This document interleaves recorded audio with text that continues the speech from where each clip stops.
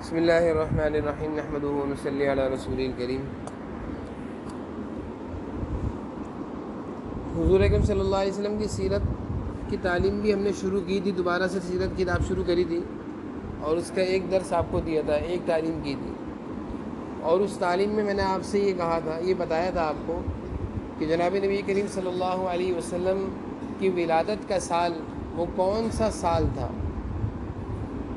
اور اس ولادت کے سال میں یعنی جس سال جناب نبی کریم صلی اللہ علیہ وسلم کی ولادت ہوئی ہے، دنیا میں آپ تشریف لائے ہیں،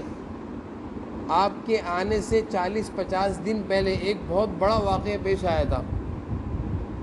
وہ واقعہ میں نے پورا آپ کو سنایا تھا نا کہ ابرہہ جو کہ یمن کا بادشاہ تھا، اس نے بیت اللہ شریف کو گرانے کا ارادہ کیا تھا، نعوذ باللہ، اللہ تعالیٰ کے گھر کو نعوذ باللہ گرانے کا ارادہ کیا تھا، اور بڑے بڑے ہاتھیوں کی فوج لایا تھا۔ اللہ تعالیٰ نے اس کو بھی غرق کر دیا، اس کی فوج کو بھی، ہاتھیوں کو بھی کیا کر دیا، غرق کر دیا، اور اللہ تعالیٰ نے اپنے گھر کی بیت اللہ شریف کی حفاظت فرمائی۔ یہاں سے ہمارا سیرت کا درس شروع ہوا تھا۔ آج دوسرا درس ہے، جناب نبی کریم صلی اللہ علیہ وسلم کی ولادت ہو گئی اس واقعے کی 40 دن بعد، اور پھر ولادت کے بعد آپ کی پرورش کس طرح ہوئی، آج وہ ہم بتائیں گے۔ پرورش کہتے ہیں آپ کی بچپن کیسا گزرا، کم عمری میں آپ نے کہاں دن گزارے۔ میں نے پہلے بھی یہ بات آپ لوگوں کو کہی تھی، دوبارہ سنو غور سے، کہ عرب کے رہنے والوں میں یہ رواج تھا کہ جب ان کے ہاں بچے کی ولادت ہوتی ہے، اللہ تعالیٰ ان کے ہاں بچہ دیتے تھے، تو وہ اپنے بچوں کو چھوٹی عمر میں گاؤں دیہات میں بھیجا کرتے تھے پلنے کے لیے، اور گاؤں دیہات کے لوگ آیا کرتے تھے شہروں میں، شہر میں رہنے والے بچوں کو وہ لے جایا کرتے تھے، اور 2 سال تک گاؤں میں رکھا کرتے تھے، وہیں ان کو کھلاتے تھے، وہیں پلاتے تھے، اور گاؤں کے اچھے ماحول میں، اچھی فضا میں وہ بچہ بڑا ہوا کرتا تھا۔ دیکھو ہم لوگ کہاں رہتے ہیں، ہم سب کہاں رہتے ہیں، بولو، شہر میں۔ شکر ہے آپ لوگ اتنے سمجھ ہیں، ہم سب شہری ہیں، شہر میں رہنے والے ہیں۔ شہر میں کیا ہوتا ہے، گاڑیاں، شور شرابہ، مٹی، دھواں، اور بہت ساری آلودگیاں بہت ہوتی ہیں شہر میں، جیسے کہ آپ دیکھ رہے ہوں گے بارش کے پانی گٹر ابلے ہوئے، ایسا ہے نا، گندگیاں، آلودگیاں شہر میں بہت ہوتی ہیں، جبکہ گاؤں دیہات کا ماحول بڑا صاف، پرسکون اور پاکیزہ اور صحت کے لحاظ سے بہت اچھا ہوتا ہے۔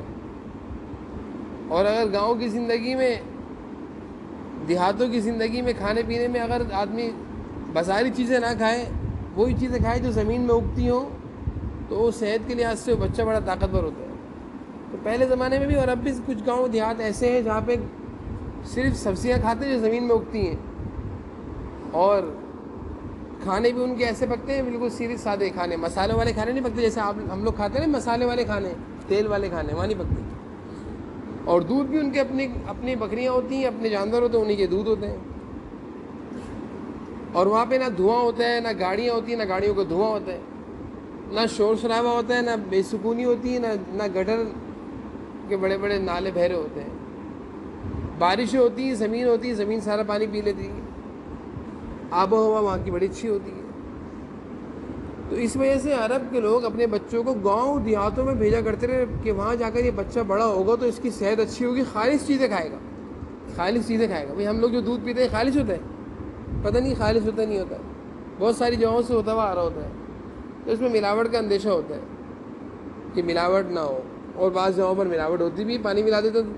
لیکن گاؤں میں دیہاتوں میں اپنے ہاتھ سے جو دودھ نکالا جاتا ہے اس کی شکل ہی الگ ہوتی ہے، اس کی شکل، اس کا گاڑھا پن، اس کی صفائی، شفاف، دیکھنے میں اتنا پیارا لگتا ہے۔ تو وہ دودھ ہمیں تھوڑی ملتا ہے، ہمیں تو پتلا دودھ ملتا ہے،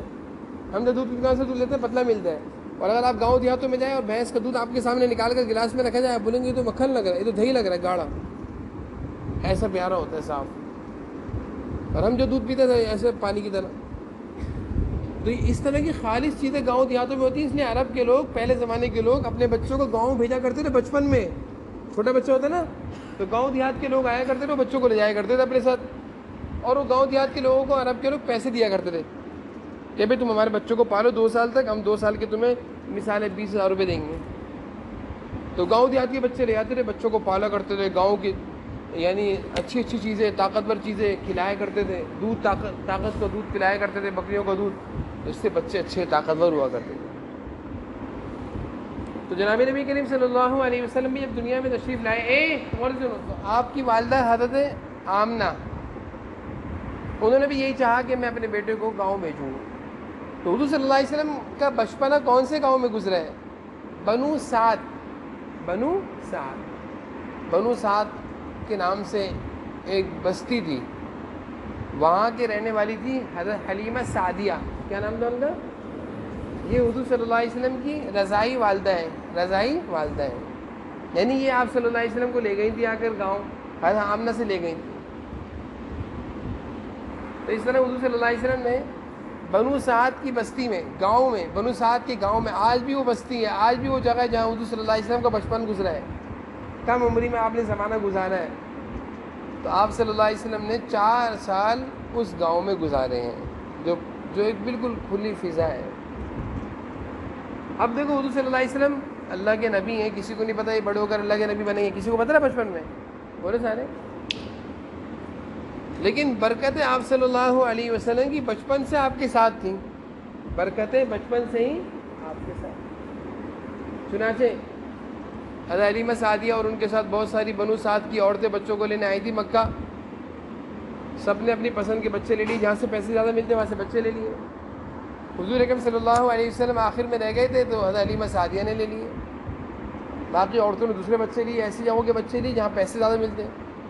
حضور صلی اللہ علیہ وسلم کے کیونکہ والد نہیں تھے، آپ یتیم تھے، آپ کے والد دنیا سے چلے گئے تھے اللہ کے پاس، تو اس لیے کوئی عورت حضور صلی اللہ علیہ وسلم کو اس لیے نہیں لے رہی تھی کہ پتہ نہیں پیسے ملیں گے نہیں ملیں گے۔ حضرت حلیمہ سعدیہ نے حضور صلی اللہ علیہ وسلم کو گود لیا، سواری میں بیٹھی، تو حضرت حلیمہ سعدیہ کی جو سواری تھی وہ بہت کمزور تھی، بہت کمزور سواری تھی، بعض روایت میں آتا ہے اونٹنی نہیں تھی اور بعض میں آتا ہے گدھی تھی، گدھا، بہت کمزور سواری تھی، وہ چل نہیں رہی تھی جب آ رہی تھی نا مکہ، جب آ رہی تھی بچوں کو لینے، لیکن جب اس سواری کو لے کر حضور صلی اللہ علیہ وسلم کو لے کر وہ اس سواری پر بیٹھی ہیں تو وہ سواری جو آتے وقت چل نہیں رہی تھی، اب واپسی میں کیا ہے سب سے آگے دوڑ رہی ہے۔ وہ سواری، وہ اونٹنی کہ جب حضرت حلیمہ سعدیہ بنو سعد اپنے دور دراز علاقے سے مکہ آ رہی تھی بچوں کو لینے کے لیے، تو اس وقت وہ سواری سب سے پیچھے پیچھے چل رہی تھی، کمزور تھی، لیکن جب واپسی میں وہ سواری جس پر حضور صلی اللہ علیہ وسلم کو لے کر حلیمہ سعدیہ سوار ہوئی تو وہ سب سے آگے دوڑ رہی۔ تو ساری عورتوں نے پوچھا، اے حلیمہ، یہ وہی اونٹنی ہے جس پر تو آئی تھی؟ آتے وقت تو یہ سب سے پیچھے پیچھے تھی، یعنی سب سے کمزور تھی، چل ہی نہیں رہی تھی، اور اب تو یہ سب سے آگے آگے دوڑ رہی ہے، یہ کس کی برکت تھی؟ بولو سارے۔ حضور اکرم صلی اللہ علیہ وسلم اب اس سواری میں سوار ہو گئے ہیں، حضرت حلیمہ کی گود میں بچپن سے ہی آپ صلی اللہ علیہ وسلم کی برکتوں کا ظہور ہو رہا ہے، اس کو کہتے ہیں برکتوں کا ظہور، برکتیں اللہ تعالیٰ دکھا رہے ہیں، اس کو کہتے ہیں برکت۔ اللہ تعالیٰ حضور اکرم صلی اللہ علیہ وسلم کی برکتیں دکھا رہے ہیں۔ جب حضرت حلیمہ سعدیہ اپنی سواری میں حضور صلی اللہ علیہ وسلم کو لے گئی بنو سعد، تو 2 سال رکھا،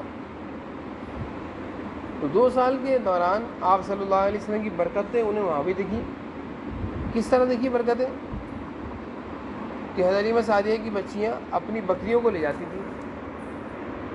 جنگل چرانے کے لیے، بکریاں ہوتی ہیں نا، ہر ایک کے گھر دیہاتوں میں ہر ایک کے پاس جانور ہوتے ہیں، تو وہ اپنی بکریوں کو لے جاتے تھے جنگل میں، صبح لے کر جاتے تھے، شام میں لے کر آئے تھے۔ تو جنگل میں بارشیں نہیں ہو رہی تھی، اس لیے گھاس بھی نہیں اگ رہی تھی، تو اس علاقے کی جو اور بکریاں تھیں وہ سب بھوکی واپس آتی تھیں، لیکن حضرت حلیمہ سعدیہ کی جو بکری تھی ان کے پیٹ بھرے ہوتے تھے۔ یہ کس کی برکت تھی؟ حضور اکرم صلی اللہ علیہ وسلم کی برکت کا ظہور تھا کہ اسی علاقے میں اور ساری بکریاں جا رہی ہیں جنگل میں کھانے کے لیے، ان کو گھاس نہیں مل رہی، پیٹ خالی ہے، واپس آ رہی ہیں خالی پیٹ، ساری بکریاں خالی پیٹ واپس آ رہی ہیں، اور حضور اکرم صلی اللہ علیہ وسلم کی جو گھر کی بکریاں یعنی حضرت حلیمہ سعدیہ کی جو بکریاں ہیں حضور صلی اللہ علیہ وسلم کی برکت سے وہ جا رہی ہیں تو ان کا پیٹ بھر کے واپس آ رہی ہیں۔ تو سارے گاؤں کی عورتیں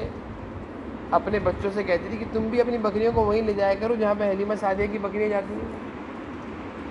ان کی بکریوں کے تو پیٹ بھرے ہوئے ہوتے ہیں، تمہاری بکریوں کے تو پیٹ خالی ہوتے ہیں۔ یہ بھی حضور صلی اللہ علیہ وسلم کی برکت ہے۔ تو حضرت حلیمہ سعدیہ 2 سال کے ایگریمنٹ پہ لے کر گئی تھی. 2 سال جب پورے ہو گئے تو واپس مکہ لے کر آئیں حضور صلی اللہ علیہ وسلم کو حضرت آمنہ کے پاس. یہ آپ کا بیٹا ہے, 2 سال کی اجرت پر آپ نے مجھے دیا تھا, 2 سال پورے ہو گئے, 2 سال کی مزدوری پوری ہو گئی ہے, اگر آپ کہتی ہیں تو میں 2 سال کے لیے اور لے جانا چاہتی ہوں. حضرت حلیمہ سعدیہ نے خود حضور اکرم صلی اللہ علیہ وسلم کو 2 سال کے لیے اپنے ساتھ دوبارہ لے جانے کی درخواست کری, خواہش کری کہ میں دوبارہ لے جانا چاہتی ہوں. میں کیوں لے جانا چاہ رہی ہوں؟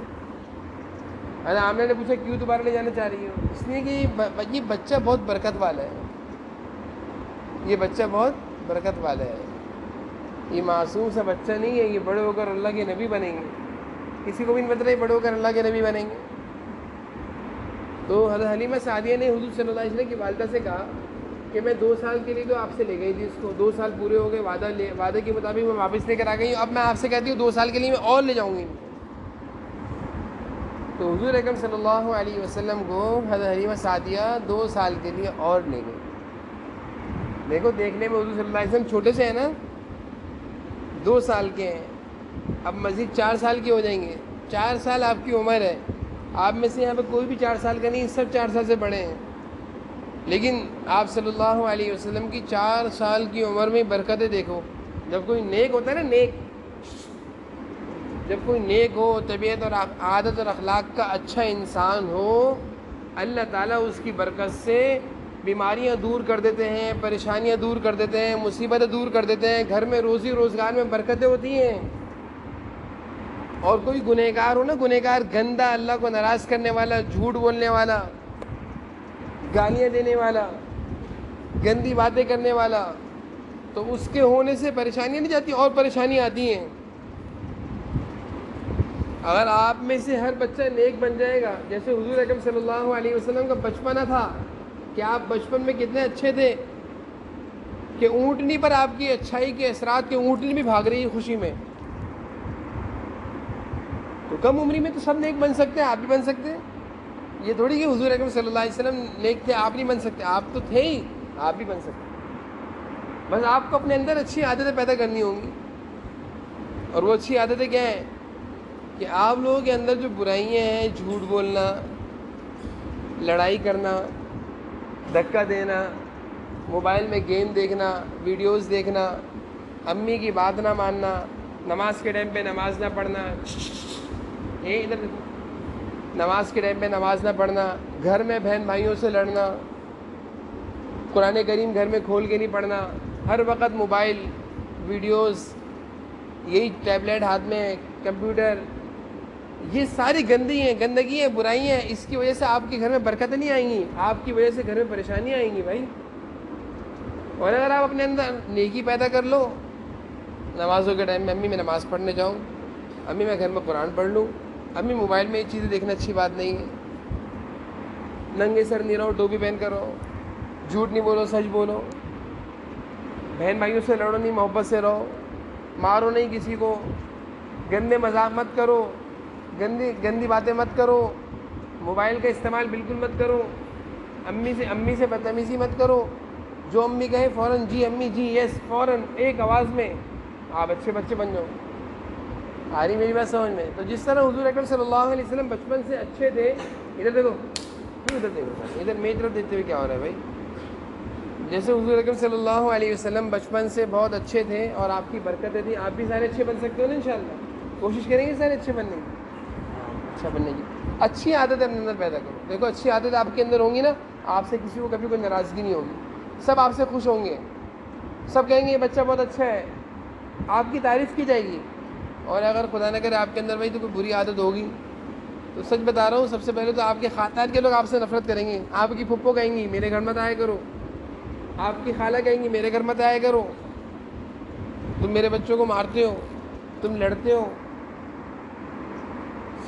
آپ کے خاندان یعنی آپ کے کزن آپ سے بات نہیں کریں گے کہ نہیں آپ گندی باتیں کرتے ہو, آپ گالی دیتے ہو. کیا کر رہے ہو, پڑھو, اہم بات ہے, سنتے نہیں ہو, سیدھے ہاتھ کر کے کھڑا ہو. تو سارے بچے ان باتوں پر عمل کریں گے انشاءاللہ, اچھا بننے کی کوشش کریں گے انشاءاللہ, اچھا بننے کی کوشش. مت لڑا کرو گھر میں کسی سے, مت والدین کو ستایا کرو،